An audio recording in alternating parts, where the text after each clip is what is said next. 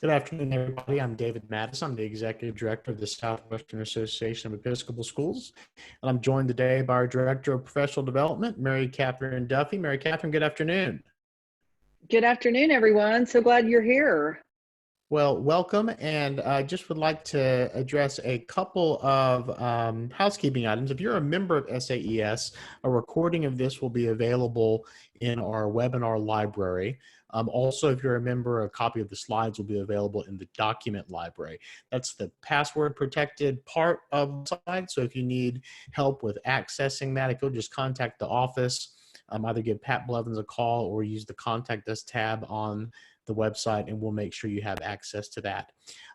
Also, this is going to be a little more interactive than some of our webinars. So throughout the time today, we're going to stop and give participants the opportunity to share different ideas and communicate back to us. So you can do it a couple of different ways.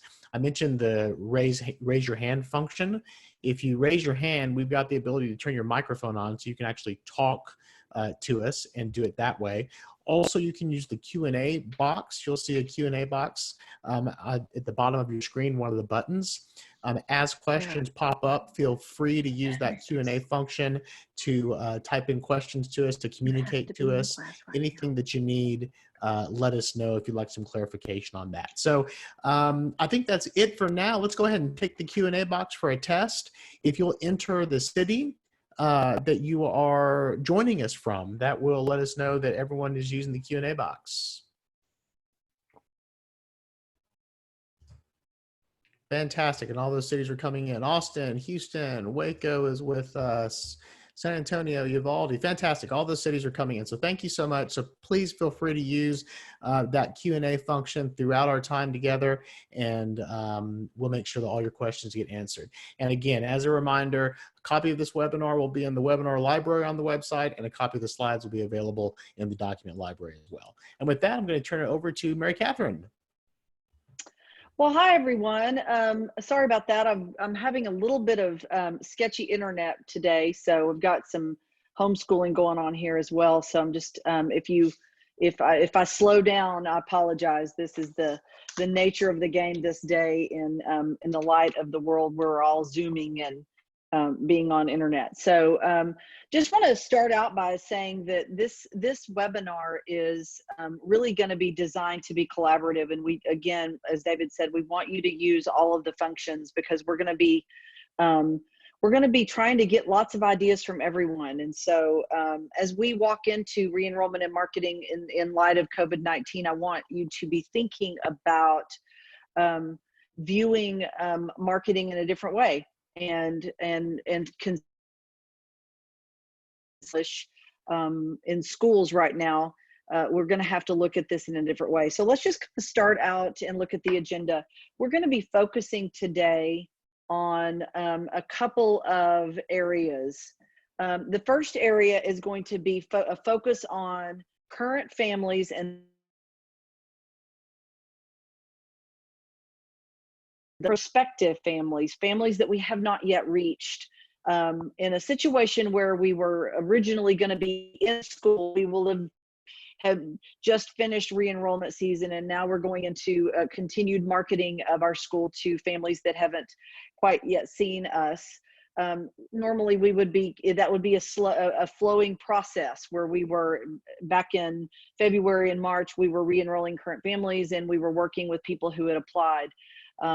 Now we have to take a look at the two different areas and how we can stay engaged with those two different groups. And so again, we want to be sure that as we walk through this, that you are willing to collaborate with us, that you're willing to share your ideas. And the ways that you do that are by raising your hand, by using your chat feature, and by using your Q&A. So let's start with just the idea around re-enrollment. Let's go to the next slide and we'll talk about re-enrollment in light of three different groups of people. We have three focuses here in re-enrollment. We want to focus on currently enrolled families. We want to focus on new families who have been enrolled already, those who have been extended contracts but might not be in our community yet. These are people that are enrolled for next school year. And then the final one is that those that were in the pipeline during this process and are still in the pipeline, but we haven't had a chance to do any admissions work with them. We haven't had a chance to give them maybe a tour. We've just inquiries, people who have called, and we started that process, but then this all hit and we didn't really have a chance to connect with them. Now, I want to say one thing about this, because I realize that given the situation of SAES, we have a variety of schools. We have, little bitty standalone preschools. We have elementary schools that have a variety of people in their administrative offices, and then we have some that have just a head of school and a couple of support. I realize that as we talk about this, there are groups maybe on this webinar that have an admissions person, or maybe that this is the admissions person that's attending this. So some of that may not be applicable, but when you think about when you're a one-man person, a one-man band in your school, you're trying to play every part, and that's what we want to make sure that we're helping all of you, whether you're an admissions person or you're a head of school. We want to make sure that we're helping you to connect with all of those groups. And so let's start with re-enrollment and talk about the areas in which we can focus on our re-enrollment. So what should schools be doing to keep current families? And when I say current families, I also mean and keep those people plugged in. Well, I'm going to talk about 4 different areas. We're going to talk about, number 1, you need to be gathering knowledge. Number 2, 3, and 4 are creating some plans.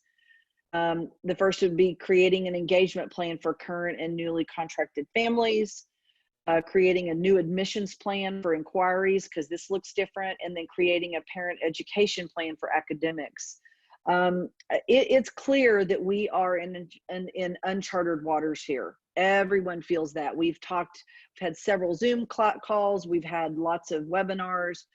We all are kind of out in I used this picture of this boat as an example of maybe how we all feel, like this boat that's tied to something, but it's out there and it's a little bit alone.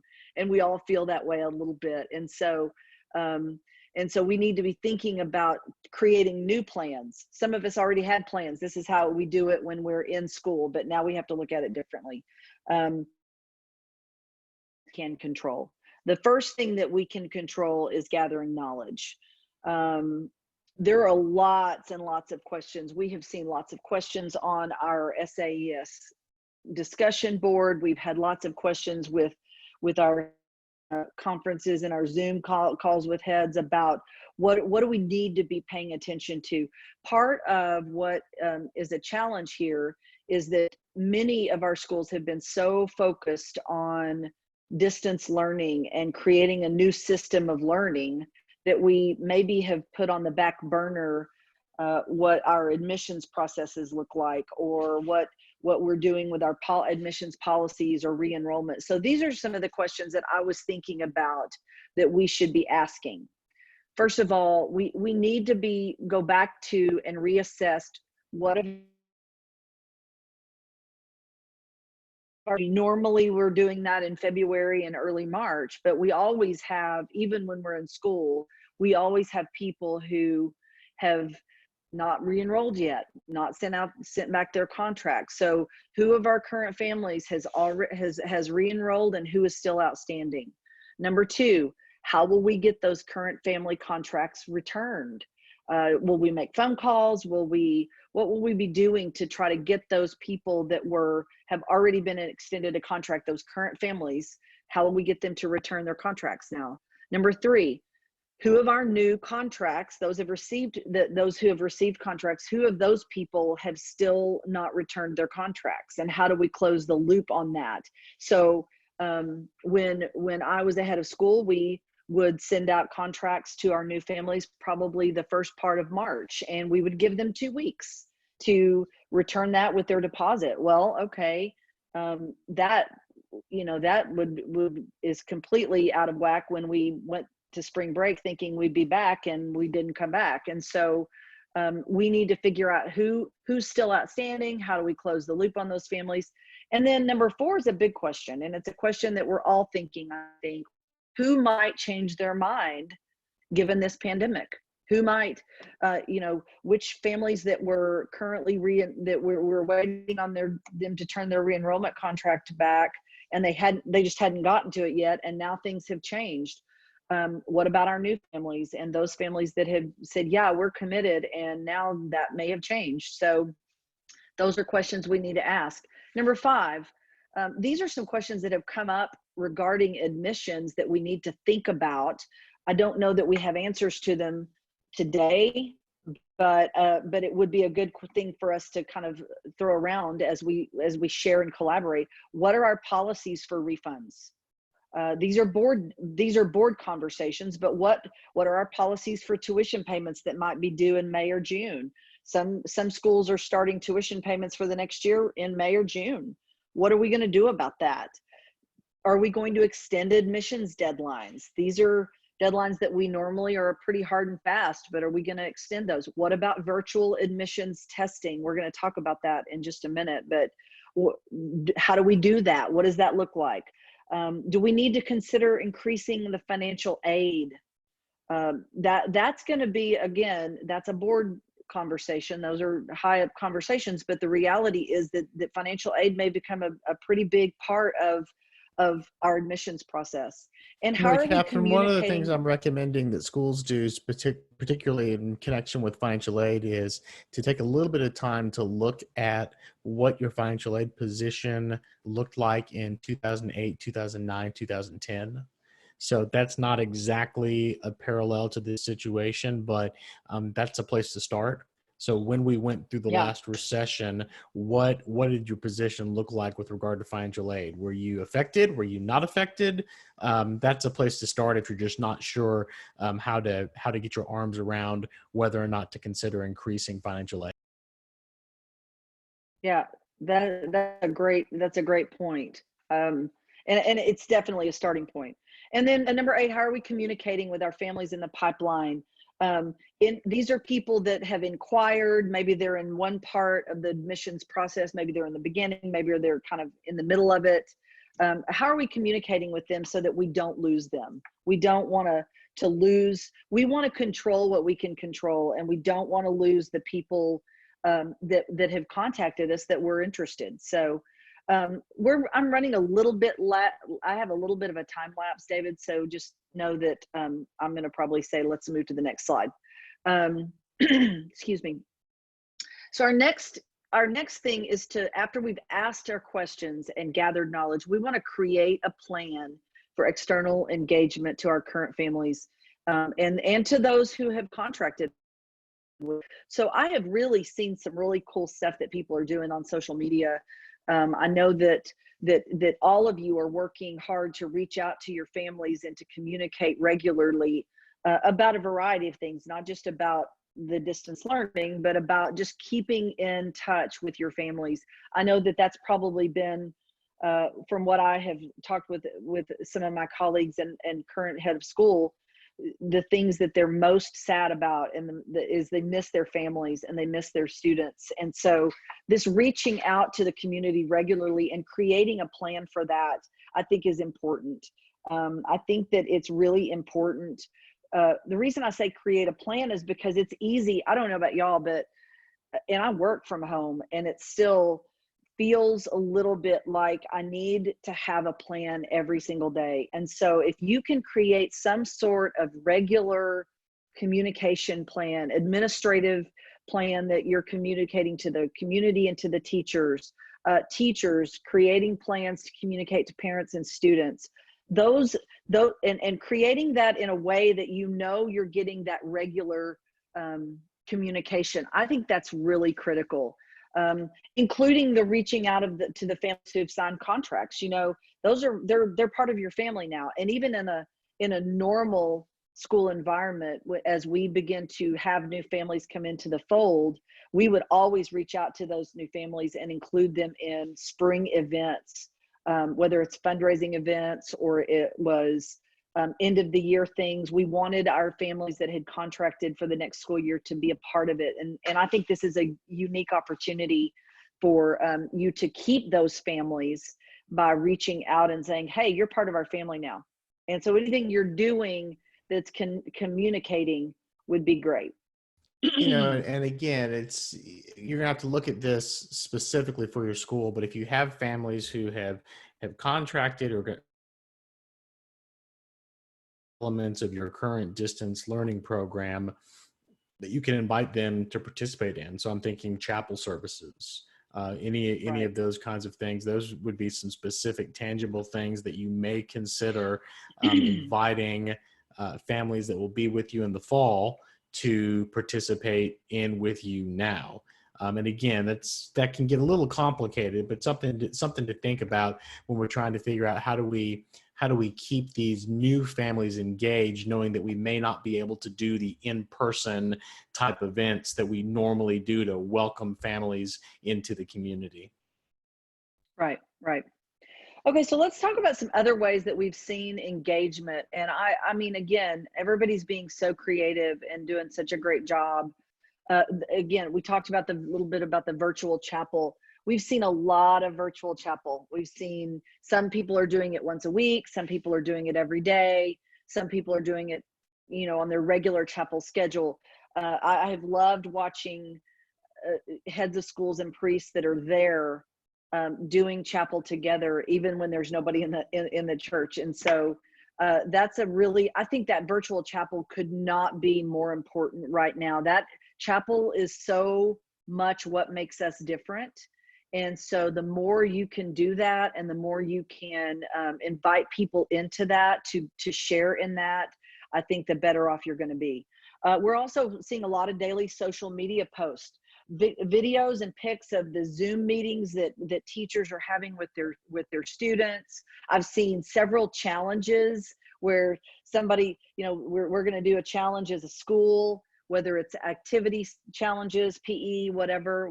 We have seen a virtual fire drill, which I thought was really fun. Everybody had to go out at a certain time and take pictures of themselves in outside. Just the whole morning routine. Some people are doing morning routines every single day where whatever they would have done, the head of school is getting on Facebook Live and is doing, this is our morning prayer, this is our Pledge of Allegiance, or whatever. That's what they're doing. I've seen some heads of schools and some teachers that every single day are reading stories to classes. I know of one particular school that's doing it every evening. They're doing a bedtime story, which I thought was really fun. That's a preschool in our association. One thing that I thought was really cool too was a head of school who's doing a weekly Zoom kind of webinar, and they're playing a family game night.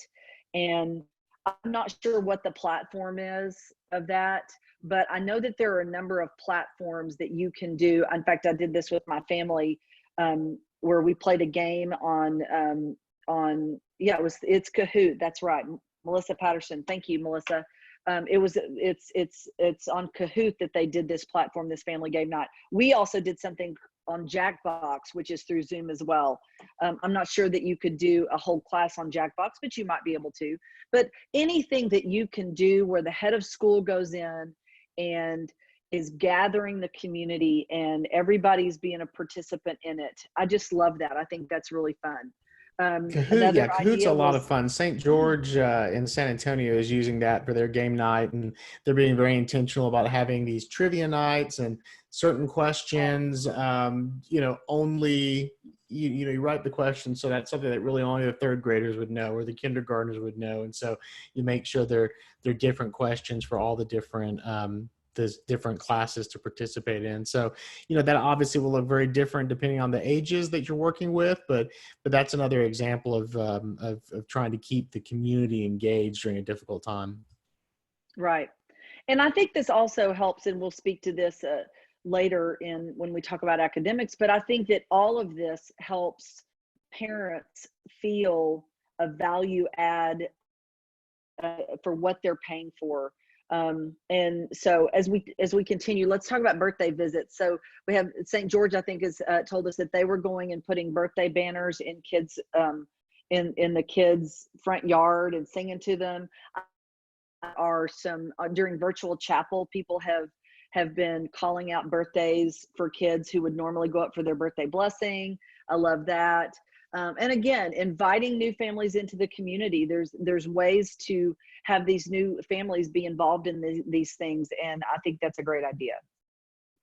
So let's talk about, let's ask a chat. This is where we're going to ask you to raise your hand. What are ways that you are staying engaged with your current and new families? What are some other ideas that maybe you have that you'd like to share with the group? We'd love to hear from you. So you can do this a couple of different ways. If you'd like, you can raise your hand and we'll turn your mic on. Or if you'd rather, you can type it in either the chat or the Q&A and we can do it that way. But we'd love to hear some different ideas or plus ones for some of the ideas that we've already mentioned on what you're doing to stay engaged with your current and your new family. So let's see. First hand up is Melissa. So I'm going to turn on Melissa's mic. Melissa, if you'll unmute yourself. Righty. Hey there. So tell us what is going on at St. Paul's Waco and keeping those families engaged.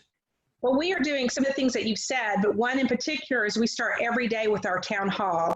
And we made a closed group St. Paul's Town Hall page. And in that page, we kind of keep the traditions that we use every morning in town hall. Like on Monday is Motivation Monday, and Tuesday's This Day in History Tuesday. And so the kids are taking those and recording those, providing that on Town Hall as well. I do a live stream in the morning. I do a live stream in the afternoon reading to the kids. But that Town Hall Facebook page has given a platform to the entire community to put things on it so they can show the projects they're doing at school. We keep our afternoon radio closing. The kids record that, and so we still have KSPW and those things that are normal to them. And they really have enjoyed seeing each other, especially since they can't be together. That's I awesome. love that. That's amazing. So I'm seeing some comments come in through the chat line as well. Rebecca mentioned, virtual chapel, head of school Zoom calls every week. To do kind of grade check-ins.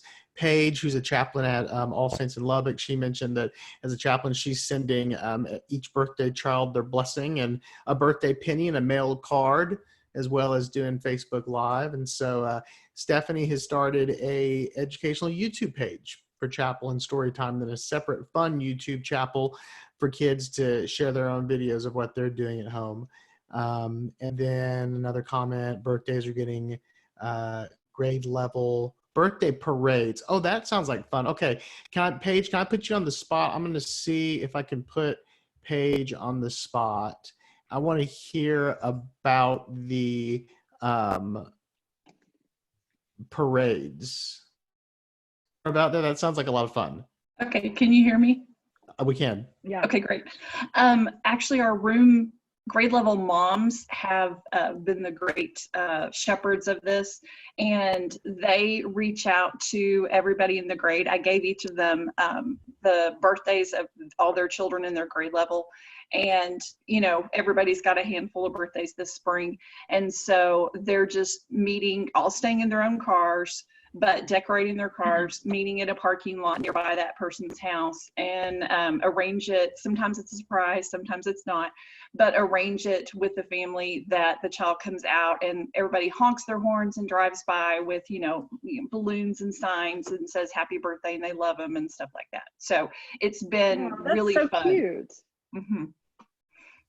I love That's that. awesome. The videos are great, and I will say it's been just really successful with everybody. There have been a couple of littles, like, because, we're preschool through high school, but we've had a couple of littles, and we've done this with, by the way, 18-year-olds celebrating their 18th birthday and kids celebrating their 4th birthday. So it's been awesome for all grade levels. But we did have a couple of our 4-year-olds that then at the end cried because everybody didn't come in and stay, Aww. So kind of grain of salt there, but it's been really fun. Yes. Awesome. I love that. Thanks, Paige. Great. For that. Thank you, Paige. So yeah, that's some great. There's some more in the chat as well, and that's some great ideas on work that y'all are doing to keep your current and your new families engaged. Right. Okay, so let's go to the next slide, and we're going to talk now about kind of creating the idea of a new type of admissions plan.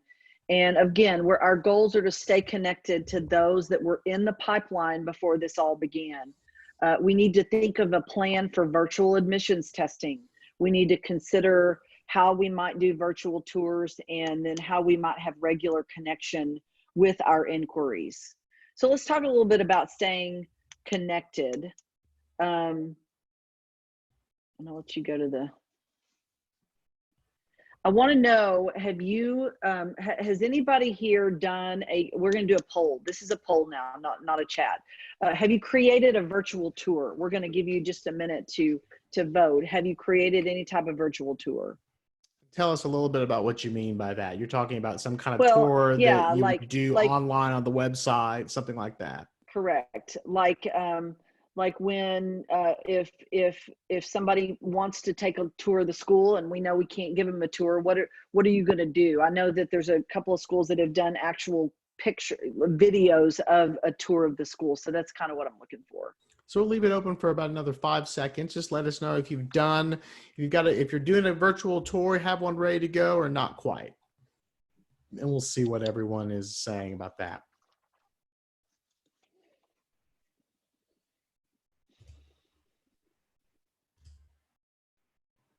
So there you go. Okay. So some people have, yeah. Okay, so yeah, that's kind of my idea around, I think it's going to be really important, especially right now, that any kind of virtual type of tour that you could create and then post on the website, maybe post on your Facebook page. I think it's really important that be an option for people. And if you haven't done that, you don't have to have the perfect videography skills. You just have to have a really good phone, and hopefully put that on your website. Send that out as an admissions packet. If you created an email admissions packet, anything like that you could communicate and show your school off, I think is going to be really important. So I'm going to put the group on the spot and see if there will be one of the brave folks who checked yes on that poll. Is there anyone who would be willing to, let me turn their mic on and just tell us a little bit about how you did that? If you'd raise your hand, I'll turn your mic on.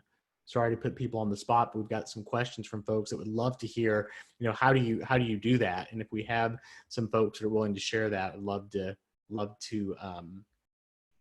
put you on the spot. Anyone? No one's taking me up on my invitation. well, Ruth Ellen, here's what we'll do. We'll try to find a couple different options, right, and we will put those on the. I'll put those on the coronavirus resource page. I'll create a new section called virtual tours, because I know we have some schools that have done that. Yeah, we do, for sure. And so we'll link 2 or 3. We'll try to find a larger school and a smaller school and kind of show you what that looks like. The takeaway is, do not feel like you've got to hire a film crew to come and do Right. that.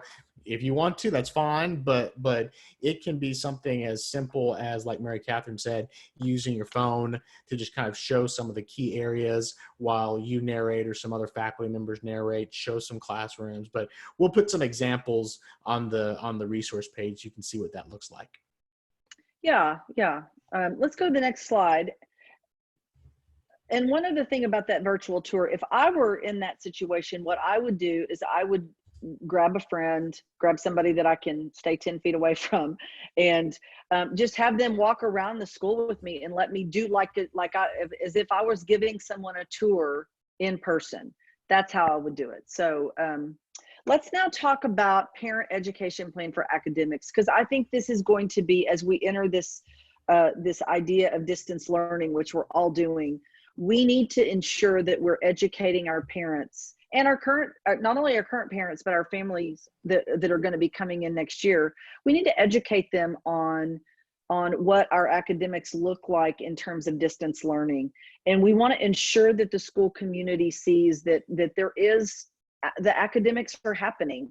I think it's one of the things that people have said several times is school is not closed. The campus is closed and school is still open.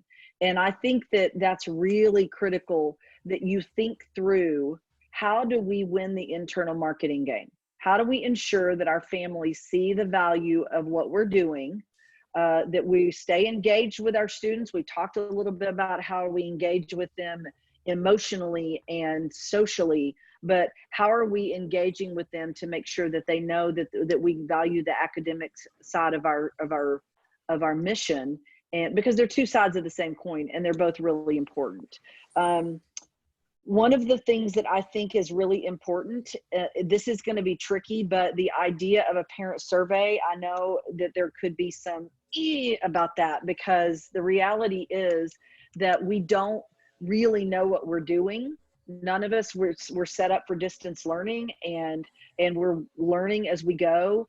But David and I have kind of had this conversation. We do think that there should be some sort of opportunity for parent feedback in terms of this distance learning. What you decide to ask will depend on the type of school and the type of distance learning program that you're offering.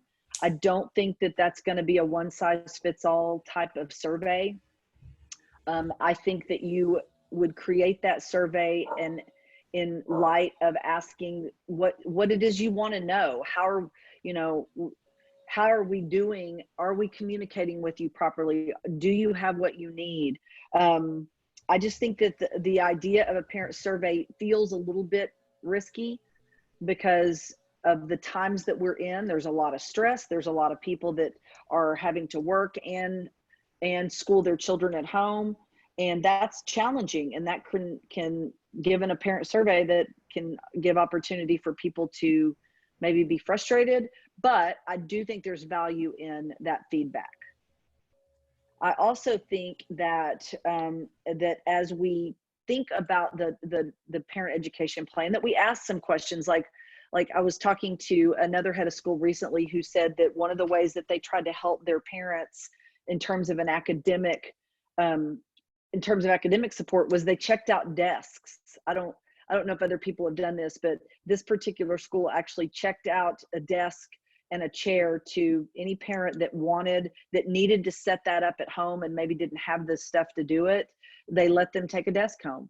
That's a small thing, and not everybody needs to do that, but it's one other way that we can ensure that we're winning that game of making sure that parents know we're here to help you support your kids academically. Again, the academics is not a one size fits all. And so I don't think that we can say to you, this is what you do, but what we can say is that you need to be asking the question, and you need to be ensuring that you are marketing yourself properly in this time of distance learning. Now, another chat topic. We want to know, this has been a question that has come up, and it's something we got to market. How are you handling grades during distance learning? This is, again, if you're a standalone preschool, this is not an issue for you. But we do want to know a little bit more about if people, how are you communicating or marketing the grading system in distance learning? So we want you to raise your hand. We want you to throw out some chatting. Give us a shout out. And so we've got some schools that are trying to maintain the same type of grading system under the argument that we don't want to change that for fear of opening up the door to parents complaining that, this isn't what we signed up for. We've got some schools that are saying there's no way for us to continue our current system of assessment. So, and most distance learning folks would tell you that a assessment plan in a brick and mortar school may or may not translate exactly to more of an online learning program. But how are y'all handling that? I mean, that's a question that definitely is if you haven't received that from your parents, you more than likely will. We have one school, Brian has said that they're doing basically a credit versus no credit approach. So giving lots of feedback, giving lots of direction, but not having grades, for example. So that's how one school is doing it. Let us know if your school is doing that. If you're doing things a little bit differently, you can raise your hand if you'd like to talk, or you can type it into the Q&A box or the chat box. So I've got one comment that weighing the subject assignments lighter, more or less the recommendation has been 10 to 20% decrease. We've got one participant who has said going to pass or fail for the elementary grades, trying to monitor progress. Yeah, one of the things that we've talked a little bit about is, Paige, thank you for asking that question. The grade levels that you serve is going to affect how you do your grading. Yeah, so I'm hearing primarily elementary. So if there's anyone here with middle or upper school, love to kind of hear those thoughts as well. What about assessment with early learning? So again, check the chat stream. You're seeing a whole bunch of comments coming in on that. Yeah. So again, that's something to just make sure you're talking about, because both your current families as well as prospective families are going to ask, what does that look like when we're trying to do a really top-notch distance learning program? Right, right. And then what is it going to look like down the road when we're talking about our academic program and trying to market our academic program? I think we would probably agree that three to 4 weeks of distance learning is not the end of the world in the whole scheme of things, but it is going to affect, it does change. If we don't market it well, it could affect our ability to get new families. So we have one comment from regarding high school who, is basically going to a pass-fail model, but giving those students the option to take a numerical grade for GPA purposes. So that's kind of a way to kind of accomplish both, give some options there. Okay, so we talked about re-enrollment in terms of the current families that we have, the families that have contracted with us for next year, and the families in the pipeline. We did not talk a lot about virtual testing, or admissions testing, and I don't know, I don't have a lot to offer there other than to say that I think there's got to be an opportunity somehow to figure out, at least on, I'm thinking about when I had a school that had, 4K and kinder and first, we needed to kind of figure out the virtual, the testing and admissions testing, and make sure that what it is they need, we're going to be having in their class in the fall, that they were prepared for. It may be that virtual admissions testing is not an option, and we just have to wait and do that testing in the summer. And I think that's fine. If I know that there could be some admissions people on there. So if you have any thoughts about virtual admissions testing at the end, we'd love to hear from you. Okay, so let's talk about marketing the school when no one is there. Now is the time to increase marketing efforts, to show who you are and how you're responding to this issue. I think that there is a thought that, gosh, is this even a time to market the school? And I would argue that it is. I think that we have a unique opportunity as an Episcopal school to show what we're doing, because what we're doing is special, and we all know that.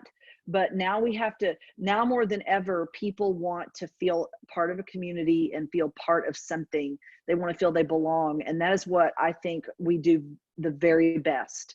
And so let's get out there and increase our marketing efforts and show the world what it is that we are doing and how we're doing it. So we're going to do that in 3 ways. Number one, we're going to try to keep connection to prospective families.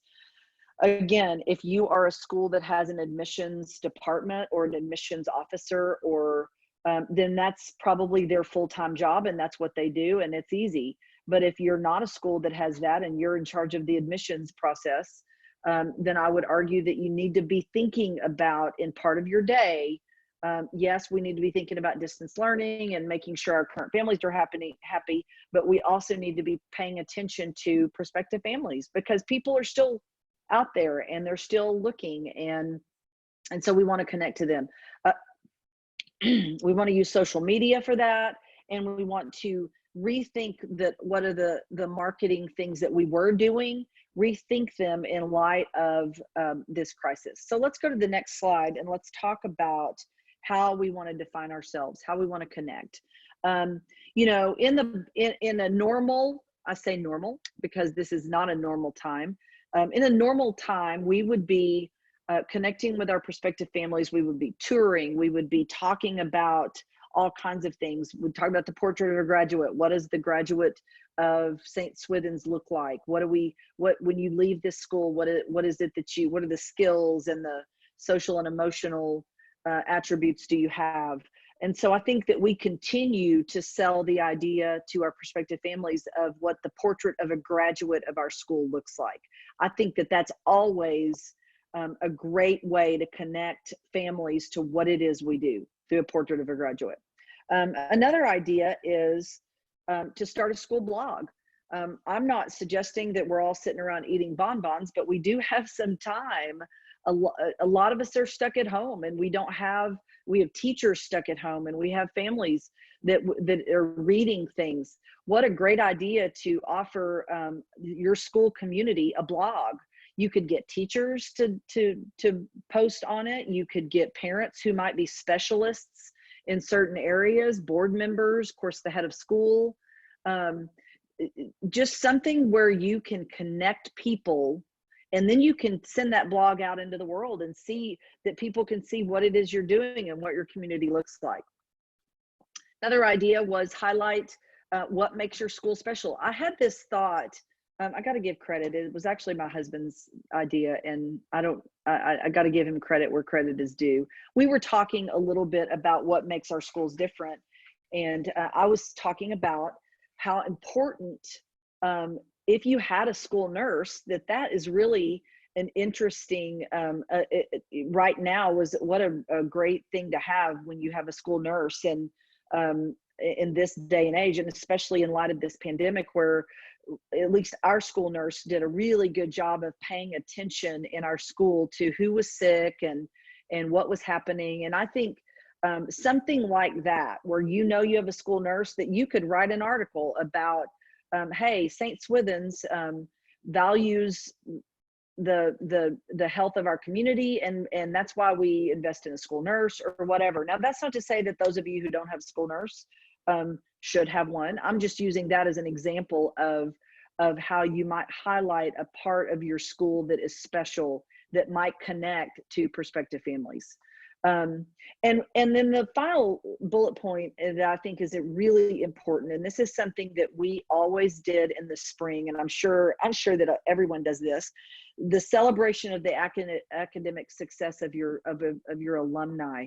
We spent a lot of time, usually in late April, early May, highlighting our middle and high school kids who had been successful academically, or they'd been successful in UIL or whatever. I think that you continue to find ways to celebrate those academic successes of your alumni. There's still going to be, even if there's not a graduation in June, maybe it's in July, but there's still going to be people that are they're still going to highlight the top 10 students our local ISD always does the top 10 students. That's still going to get highlighted. There may not be an actual celebration, but we can talk about our alumni and what they're doing, where they're going to college. Those kids are still going to go to college. We took out an ad one year where we put in the newspaper all of our students, where they were going. And St. Albans kids go to Rice and to Texas A&M and to Baylor and to UT and to Texas Tech. I mean, we did that. Well, those kids are still going to go to college. So you can still find academic successes that you can highlight with your alumni. And I think that shows a lot to your prospective families, and they're going to be paying attention. So let's go to the next slide and talk about social media. You guys, we are all online all the time right now. People are consuming social media more than ever. We have all kinds of opportunities to create good content. I know we talked earlier about creating a YouTube channel, closed Facebook pages, but you can also, everybody should have a Facebook page and hopefully an Instagram, and everybody should be posting. You guys should be continually posting things on your Facebook page and on your Instagram, and making sure that people are seeing what you're doing. I think that it's the most critical thing that you can do right now, is to be on social media fairly regularly and showcasing what you're doing. I think that's critical. And then let's talk about the final slide about other marketing things that we can consider. Again, we talked about this in the marketing webinar that I did in February, but it all kind of still connects. Number one, referrals, continuing to push referrals, continuing to push your families to bring in new families. I think it's a great opportunity to say to your families, hey, guess what? Right now is the best time for you to tell your friends and whoever will listen about what a great school St. Swithin's is. Consider offering financial incentives. If you don't do that, consider offering those to any family who brings in new families. I think email campaigns are a great opportunity right now. You have time to create those. You can do alumni testimonies. You can do parent testimonies. People have more time right now. They're at home. They aren't able to get out. They just have more time. So you can get people in your community to be a part of email campaigns and send those out. I think that's a great way to market. And then finally, the inbound marketing. I love the idea of making yourself the expert on all things school and parenting. Creating content that helps your parents be better parents. Now more than ever, people need help. They're looking for content on being better parents, on more communication with their kids, on academic development. They're looking for all kinds of things like that. The ideas about writing a white paper on what it means to be a parent in a crisis, how to parent in this time of crisis. Podcasts. Everyone's listening to podcasts. The idea around creating a podcast, I think, would make you unique. Blogs, again, about student development, about what things are happening. Having teachers, having parents that are experts write blogs would be good. And then videos. I love the idea of us getting parents to, of course, you've got to pay attention to what's being posted. I mean, you would post it yourself, but have your parents send videos of what's happening in home. What are the ways that they're practicing distance learning? What are the things they're doing? I think that's a really unique opportunity to again make your school an expert. Okay, so let's finally let's ask a question. What else? I want to know. This is another opportunity for chatting. What are other ways or things that you are doing to market your school right now? Anything that you're doing that we can put you on the spot and offer opportunities for collaboration. We'd love to get your feedback and to see what else that you're doing to get your name out there. So let's see. We're going to go to Melissa Patterson. Melissa, if you will unmute yourself, we would love to hear from you. It's I'm here with Melissa. It's actually Mike Ziegler. Hi, Mike. How are you? Good, good. So one of the things that we are developing here is we're actually trying to expand our audience at this point. So we're kind of, the idea is to advertise to people who normally might not be St. George people or have heard of St. George. And we're doing that by creating almost like a television station. So for an hour a day, we are planning on going live with things that maybe students all around the San Antonio area are not getting from their schools. So first thing in the morning, we are advertising our chapel. And then at 11 o'clock, we are going to start rolling out programming such as maybe music and movement for preschoolers, maybe a live class of, story time or, drawing classes, little things that teachers, that we can showcase our teachers, also make it a learning experience. And then the other thing we are also some workout videos, those types of things with our PE coaches. But at 11:30 every day, we go actually live with PE. So we are actually trying to provide not only content for our current students, like, the arts and the PEs and that type of stuff, but we're creating Facebook ads and trying to get it out to the community so that we have people all over San Antonio joining us, so that we might be able to get our names out there and get some students looking at us that may not have been looking at us in the past. Mike, I love that idea. You know, we're calling it St. George Live, right? Correct. So we've got a That's question awesome. from a participant. Are y'all using Facebook or using YouTube? What platform are you using for that? We're just using Zoom webinars like this, and just kind of throwing that link out there for people and kind of shutting it down to make sure we don't get bombed. But putting that out there, and we have a schedule set up, and we're going to be expanding that as the weeks go on, because we don't want to seem stagnant. We want people, continually seeing growth in this so that they keep coming back. But we love the idea of having these kids, between at 11 and 12, we know we can go to St. George, see what's on, and, participate. That's brilliant. That's awesome. Thank you for I that. love that. Sure.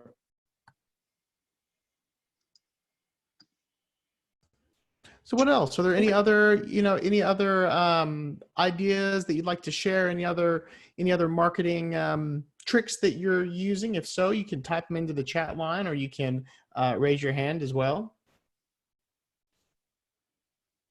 Yeah, Rebecca Taylor asked a question, and I want to address it. It's the idea around what is everyone doing to assess the kids after the summer, and is anyone offering school free of charge this summer? I don't know that I have a lot of information on that yet. David, what are you hearing? I'm certainly not hearing anything about summer programs being offered for free. I think that depending on how this unfolds, I think that the summer programs are going to be very popular that we're going to offer. Yeah. I suspect there will be a need from all the parents that we serve to get the kiddos into some type of really dynamic summer program. So the only thing I'm hearing is that people are definitely preparing for summer programs. They're not exactly sure of a start date yet, but they're preparing for them. Schools that have not offered summer programs are starting to consider offering those. But I'm not hearing anything about those being offered for free, partially because it's really hard to do that, to staff it, and it's really hard to afford to do that.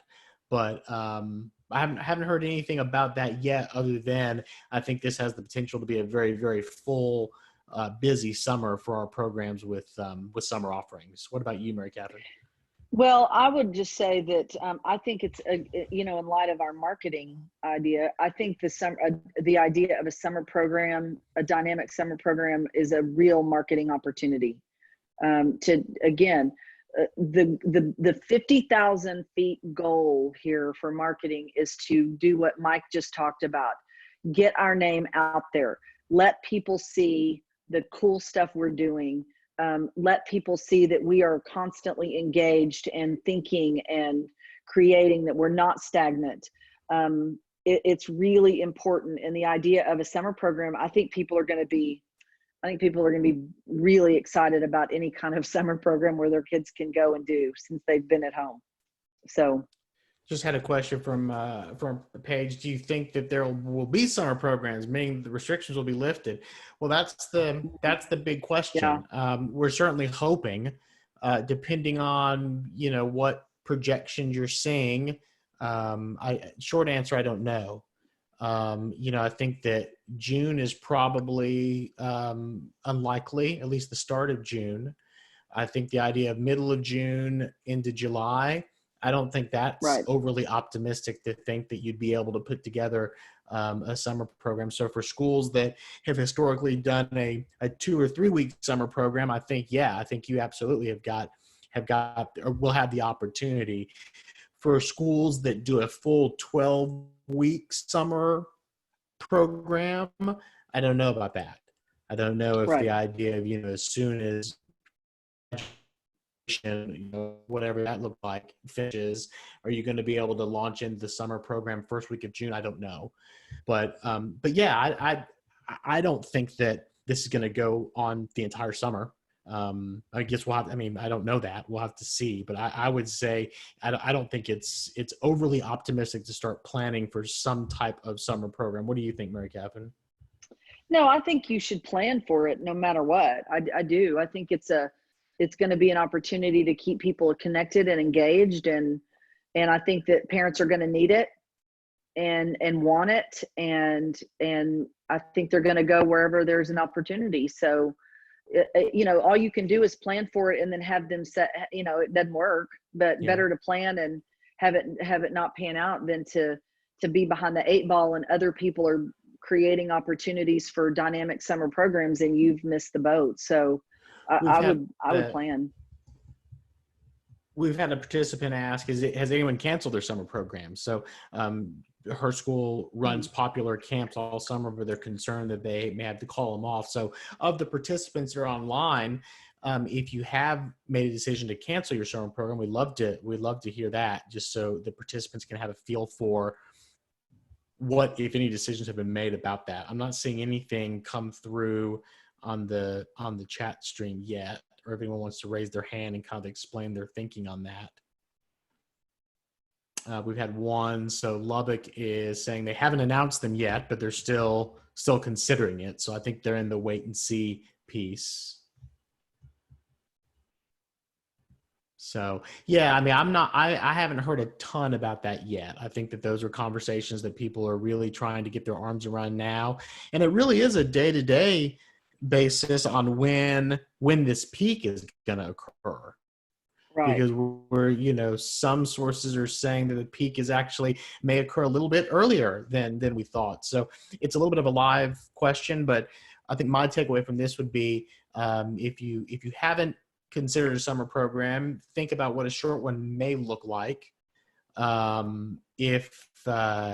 If you have one, then consider, what's the start date? If we've been launching it normally June 1, that's probably not going to work.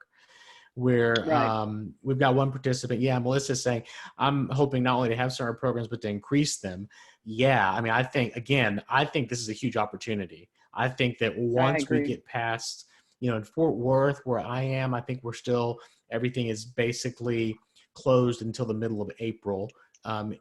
Is that going to be expanded? It may be expanded by a week or two. Who knows? Maybe expanded by a couple weeks. But yeah, I agree with Melissa that I think there's going to be a higher need for summer programs than we've seen before, just because we're all going to be coming off of a 4 to 8 week shelter in place situation. So there's going to be a need for that. So I'm a little more bullish on that, kind of like Melissa, about summer programs. We'll have to play it by ear, but I'm a little more bullish right now about that. I agree. Okay. Any other questions? We'd love to have them. We'd love to hear from you. That's about all the content I have to offer, but again, we wanted this to be collaborative. We appreciate so much. Gosh, some great ideas that you guys have floated out there. Tell us about this picture, Mary Catherine. Well, this picture is about being all in this together. I felt like that I wanted to do the Zac Efron High School Musical, We're All in This Together, but I wasn't sure, so I went ahead and did. We're all rowing a boat together and trying to get to a certain place. And with each passing day, I'm getting taller Zac Efron hair. I'm in such need for a haircut right now. Yeah. So, but I hope that I really do hope that everybody knows that SAES is here to support and help and offer. I love that we collaborate. I love that we offer each other ideas. And so, well done, everyone. Thank you all so much. I'm going to go ahead and end the recording. But again, make sure if you want to take a look at the replay, it's going to be available for you in the webinar library. And then we'll also put a copy of the slides in the document library as well. Thank you, Mary Catherine. You bet. You bet.